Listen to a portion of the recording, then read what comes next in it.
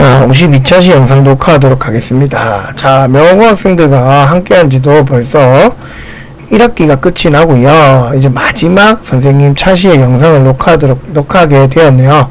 자, 잔소리도 많이 들었을 텐데 선생님 수업 듣는 친구들은 잘 버텨줘서 고맙고요. 수학 포기하지 마시고요. 또 끝 마무리 인사할 때 또 다른 조언을 해줄 테니까 수업 끝까지, 이 영상도 끝까지 열심히 듣고 공부하시기 바랍니다.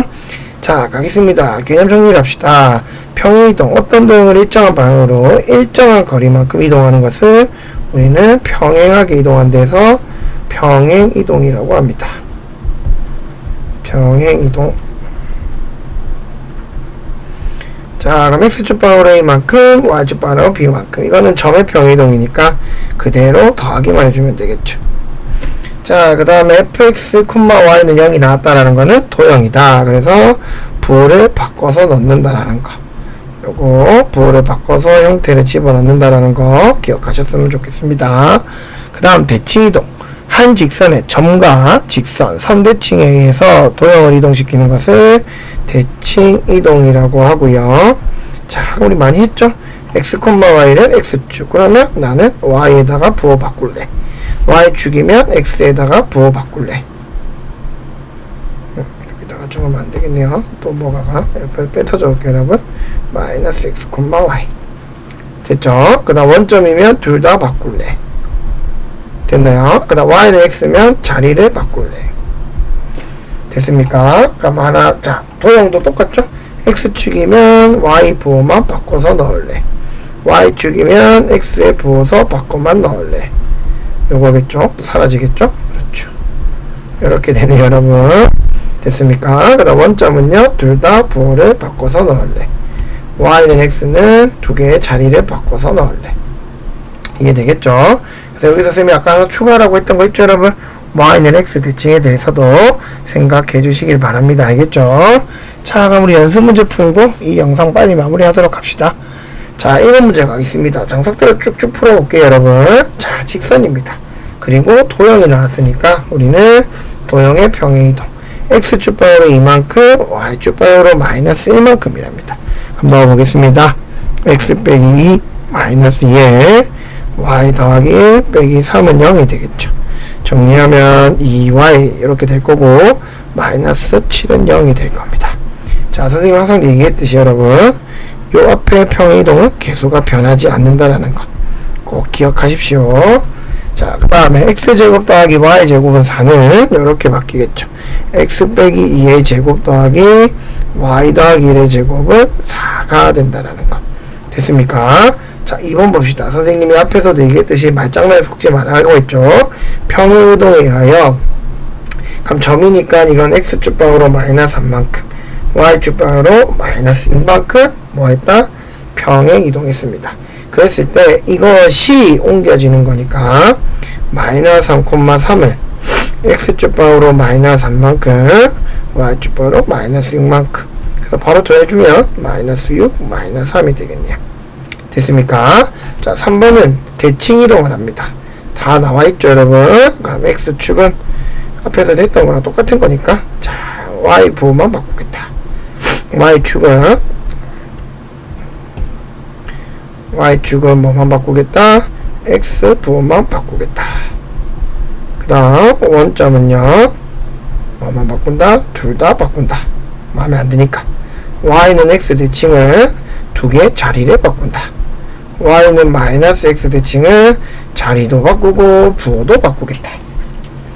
이해되겠죠? 그 다음 4번 대칭이동한 식이네요. 이거는 도형이니까 x축은 y 부호를 바꾸겠다. 그래서 y를 정리를 해주면 이렇게 되겠죠. 뭐 어려운 건 아닙니다, 여러분. 그래서 선생님이 좀 쉽다 보니까 빨라지는 경향이 있는데 여러분들도 다 이해할 수 있을 거라고 믿고 속도를 좀 내보겠습니다. y축은요, x 부호 바꾸겠다. 됐죠? 그 다음 원점은 둘 다 부호 바꿔서 쓰겠다. 그러면 조금 정리해주면 이렇게 되겠네요. 여기는 왜 바뀌었을까요? 그렇죠. 이렇게 되겠죠. 그 다음 y는 x는 y랑 x 자리 바꾸겠다. 이렇게 되겠네요. 간단하죠, 여러분. 자, 5번 가겠습니다. 이 직선을 A만큼 Y축으로 이만큼 평행 이동하였더니 접했답니다. 자, 그럼 이렇게 되겠네요, 여러분. Y에 이만큼 Y 빼기 2 넣고 도형이니까 X 대신에 X 빼기 2 넣고, 그럼 정리하면 Y는 2X 마이너스 2A 더하기 2니까 더하기 4가 되는 거고요. 이 식을 정리해 봅시다. 형태를 이렇게 되겠죠, 여러분. 자, 문제가 뭐냐면 원이 있답니다. 자, 원이 있는데 원의 중심이 0,0이고 반지름이 루트 5인데요. 이놈이 뭐한다? 기울기가 있고 이렇게 직선이 접한답니다. 선생님 항상 얘기했듯이 원의 중심에서 접점까지 거리가 뭐랑 같다? 반지름과 같다라는 얘기죠. 그러면 자, 거리 구해봅시다. 루트 제곱하면 4, 1 원점이니까 2a 더하기 4가 될 거고요. 이게 반지름 루트 5가 되겠죠. 자, 그러면 마이너스 2a 더하기 4의 절대값은 오른쪽으로 곱해주니까 5가 될 거고, 2a 더하기 4는 5 또는 마이너스 2a 더하기 4는 마이너스 5가 되겠네요. 그럼 정리하면 이거 바로 구해볼까요? a는 마이너스 2분의 1이고요. 여기 a는 2분의 9입니다. 됐죠? 그래서 두 개를 더하라고 합니다. 합. 따라서 나는 얼마가 나온다? 4가 답이 나온다라는 얘기입니다. 할 수 있겠죠, 여러분? 자, 6번 가겠습니다. 자, 원을 x축 바로 a만큼 y축 바로 b만큼 평행에 넣었더니 x축, y축에 접하는 원이 됐답니다. 자, 그럼 이거는 원은 여러분 항상 쌤이 강조했던 대로 안 변할 거니까 이렇게 한번 풀어봅시다. 중심 잡아서 놀아볼까요? 바로 원을 갖고요. 이게 중심을 잡으러 바로 가버리면 이제 너무 많이 했으니까 x 더하기 1의 제곱, y 더하기 2의 제곱, 맞죠? 넘어가면 4 더하기 4 더하기 1입니다. 그러면 x 더하기 1의 제곱, y 더하기 2의 제곱이 3의 제곱 되겠죠. 그러면 중심이 마이너스 1, 마이너스 2였는데 x축 바로 a만큼 y축 바로 b만큼입니다. 그러면 중심이 이렇게 바뀌어 나가겠네요. 이렇게 되겠죠, 여러분. 맞습니까? 그러면 이 중심이 바뀌었고요. 이렇게 됐죠? 그랬을 때 x축 y축에 뭐 한다? 동시에 접혔다는 겁니다. 그러면 x축 y축이 여기 있었고 x축이 여기 있었습니다. 몇 사분면인지는 모르죠, 여러분. 네. 자, 그럼 x축 y축이 같았다는 얘기는 이런 거 아니겠습니까, 여러분? 자, 한번 봅시다. 요놈의 x좌표 절대값하고 요놈의 x좌표 절대값이 같다라는 얘기죠. 왜? 이 x좌표 길이랑 y좌표 길이가 어떤 도형에서 나오든 다 같을 거니까. 그러면 마이너스 1 더하기 a의 절대값이 마이너스 2 더하기 b의 절대값인데 이게 또 누구랑 같을까요, 여러분? 그렇죠. 반지름은 안 변하죠. 3이랑 같아질 거라는 겁니다. 선생님 말 이해되겠나요, 여러분? 자, 그러면 우리는 이렇게 되겠죠. 이거부터 풀어보면 더하기 a는 3 또는 마이너스 3이라 a는 4 또는 마이너스 2가 됩니다. 그럼 b는요, 마이너스 2 더하기 b도 3 또는 마이너스 3이므로 b는 5 또는 얼마가 될까요, 여러분? 마이너스 1이 된다는 겁니다. 이거 이해되나요, 여러분? 절대값 쳤을 때 다 같아야 되겠죠? 동시에 접한다고 했으니까. 자, 그럼 b 빼기 a 중에 최대는 어떻게 될까요? 최대가 되려면 여러분 b가 가장 커야 되고 a가 가장 작아야 돼요. b가 가장 큰 거는 5고요. a가 가장 작은 거는 마이너스 2예요. 그래서 최대값은 7이에요. 할 수 있겠어요, 여러분? 자, 그 다음에 b에서 1을 뺄 때 최소값은 얘가 가장 작아야 돼요. 반대로 이번에는 가장 큰 걸 빼야 뭐가 될 거다? 가장 작은 애가 나온다는 얘기죠. 그럼 b가 작은 건 마이너스 1이에요. a가 큰 거는 4예요. 따라서 그냥 두 개를 더하는 거니까 b 빼기 a 값은 얼마가 될 거다? 마이너스 5가 되는 거죠. 마이너스 1 빼기 4를 하는 거니까. 그러면 스몰 m은 마이너스 5고요. 라지 m은 7이니까 두 개를 더하면 2가 답이 된다는 얘기입니다. 이해되겠죠, 여러분? 이런 식으로 우리는 값을 정확하게 만들어낼 수 있다라는 겁니다. 그래서 원의 중심만 알아서 점의 평행이동만을 이용해도 우리는 간단하게 이 값들을 정할 수 있다는 얘기고, 요거 조금 헷갈리는 친구들이 있을 것 같아요. B에서 A를 뺐는데 최대값 구하는 거랑 최소값은 최대가 되려면 여러분 앞에 게 최대가 돼야 되고 빠지는 게 가장 작아야 돼요. 그래서 최대 5, 가장 작은 거 마이너스 2, 그래서 7이 됐고요. 최소가 되려면 앞에 있는 애는 그대로 있어야 되는 애는 제일 작은 애가 와야 되고요. 마이너스 1이 와야 되고, 제일 큰 걸 빼줘야 얘가 제일 작아집니다. 그래서 마이너스 1 빼기 4가 돼서 마이너스 5가 된다는 사실 꼭 기억하시기 바랍니다. 자, 7번 가겠습니다. X축에 대하여 Y 방향으로 K만큼 평에 이동했답니다.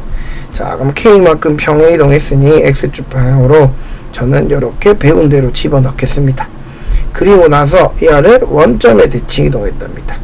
자, 원점 대칭 이동했으니까 부호만 살짝 바꿔주면 되겠네요. 굳이 아직 정리를 안 해도 되겠죠. 그랬을 때 이 직선이 어디를 지난다? 마이너스 1,3을 지난답니다. 그럼 대입하겠습니다. 마이너스 3은 여기다 마이너스 1 집어넣으면 3은 1 빼기 K가 되겠죠. 이렇게 되겠죠. 그럼 마이너스 3은 3 빼기 3K 마이너스 1이 될 거고요. 3K는 2니까 넘어가면 플러스 5가 되겠죠. 정리되겠네요, 여러분. 자, 그럼 K는 얼마가 될 거다? 3분의 5가 답이 될 거라는 얘기입니다. 이런 식으로 여러분들이 정리하셔도 무방하다라는 얘기입니다. 이해되겠죠? 자, K 넣고 원점 대칭 이동 부호 바꾸는 거 됐습니까? 자, 8번입니다.